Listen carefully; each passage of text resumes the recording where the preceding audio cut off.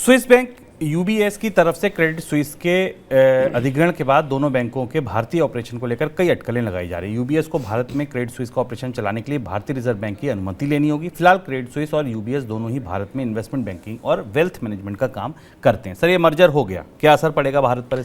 भारत में दो बड़े असर दिख रहे हैं। भारत में एक तो ये कि रिजर्व बैंक को अब नए सिरे से क्रेडिट स्विस और यूबीएस के मर्जर को मंजूरी देनी होगी। इस बात की संभावना दिख रही है कि क्रेडिट स्विस का भारत में जो कारोबार है वो छोटा हो जाएगा, सिकुड़ जाएगा, क्योंकि यूबीएस इस अधिग्रहण के बाद बड़े पैमाने पर पूरी दुनिया में क्रेडिट स्विस के कर्मचारियों की संख्या में छटनी करेगा और इस छटनी का असर हमें भारत के बाजार पर भी दिखाई देगा। दूसरी चीज़ है कि क्रेडिट स्विस और यूबीएस अलग अलग कंपनियों के तौर पर, अलग अलग बैंकों के तौर पर काम कर रहे थे और भारतीय बैंकों के साथ उनके काम के कारोबारी रिश्ते थे, लेन देन थे। उसे संगठित करने में मर्जर के बाद रिजर्व बैंक को नए तरीके से उन रिश्तों को परिभाषित करना होगा और ये काम पूरी दुनिया के अलग अलग बैंकिंग रेगुलेटर्स करते हैं जब किसी बड़े बैंक का मर्जर होता है और उसे मंजूरी दी जाती है। ये दो बड़े घटनाक्रम हैं जो भारतीय बाजार में दिखाई देंगे। प्रत्यक्ष रूप से नौकरियों पर इसका असर पड़ेगा, क्योंकि क्रेडिट स्विस घाटे में है और इसलिए उसके घाटे को कम करने का लक्ष्य लेकर ही यूबीएस ने ये डील की है, इसे आगे आकर खरीदा है। इसलिए भारतीय बाजार में बैंकिंग क्षेत्र में नौकरियों में कटौती होने की संभावना है।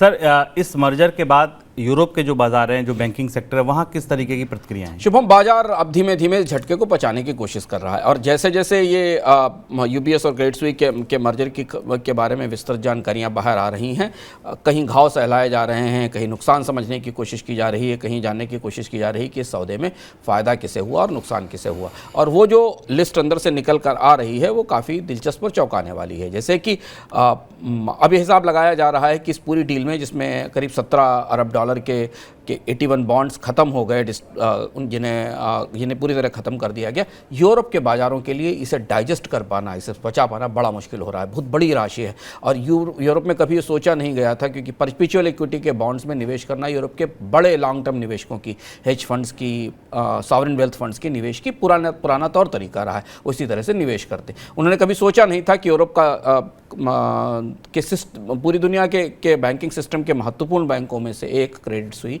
166 साल पुराना बैंक, इस स्थिति में आएगा कि देखते देखते 2 दिन के अंदर 17 अरब डॉलर का उनका निवेश खत्म हो जाएगा, शून्य हो जाएगा।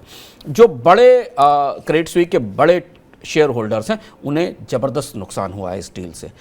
यूबीएस के लिए तो ये फ़ायदा ही फ़ायदा। यूबीएस को तो ऑलमोस्ट शून्य में, ऑलमोस्ट फुटकर पैसे में, चिल्लर के आधार पर ये इतना बड़ा बैंक मिल गया स्टॉक के हिसाब से और निवेश के लिहाज से। लेकिन सऊदी नेशनल बैंक को लीजिए। सऊदी नेशनल बैंक ने पिछले साल अक्टूबर में क्रेडिट स्विस में करीब 10% हिस्सेदारी खरीदी थी, 1.1 बिलियन स्विस फ्रैंक्स का निवेश किया था। यही सऊदी नेशनल बैंक था जिसके बयान के बाद ताज़ा क्राइसिस शुरू हुई 2 हफ्ते पहले और 1 हफ्ते पहले, और अचानक फिर क्रेडिट स्विस पूरा तरह से डिसमेंटल होकर इस स्थिति में आ गया कि उसका अधिग्रहण हुआ। सऊदी नेशनल बैंक को बड़ा नुकसान हुआ है इस अधिग्रहण से। सऊदी नेशनल बैंक के लिए बड़ा झटका है। सऊदी नेशनल बैंक का मालिक सऊदी अरब का सॉवरेन वेल्थ फंड है, जिसके मालिक सऊदी अरब के प्रिंस MBS हैं। दूसरा बड़ा नुकसान हुआ है अरब के एक और फंड को, जिसका नाम, जो कतर इन्वेस्टमेंट अथॉरिटी है, जो कतर का सॉवरेन इन्वेस्टमेंट फंड है।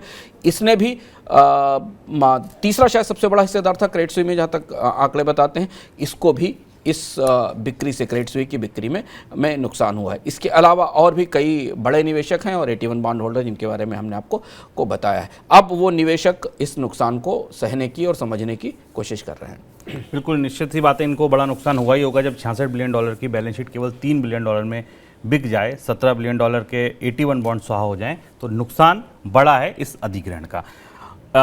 यूरोप की तरह अगर आप अमेरिका में देखें तो वहाँ भी कुछ एक अपडेट है। वहाँ अपडेट ये है कि यूएस के बैंकिंग संकट में असफल हुए सिग्नेचर बैंक को नया खरीदार मिल गया है। बैंक की 40 शाखाओं के ऑपरेशन को न्यूयॉर्क कम्युनिटी बैंकॉर्प की सहायक कंपनी ने 19 मार्च को खरीद लिया है। सिलिकॉन वैली बैंक संकट के बाद सिग्नेचर बैंक के सामने भी संकट पैदा हो गया था और 12 मार्च को शाखाओं को बैंक की बंद कर दिया गया था। ये बात लेकिन रिपब्लिक बैंक तक है। सिलिकॉन वैली बैंक को अभी तक रेगुलेटर उसके लिए खरीदार नहीं ढूंढ पाए, कल हमने आपको बताया था।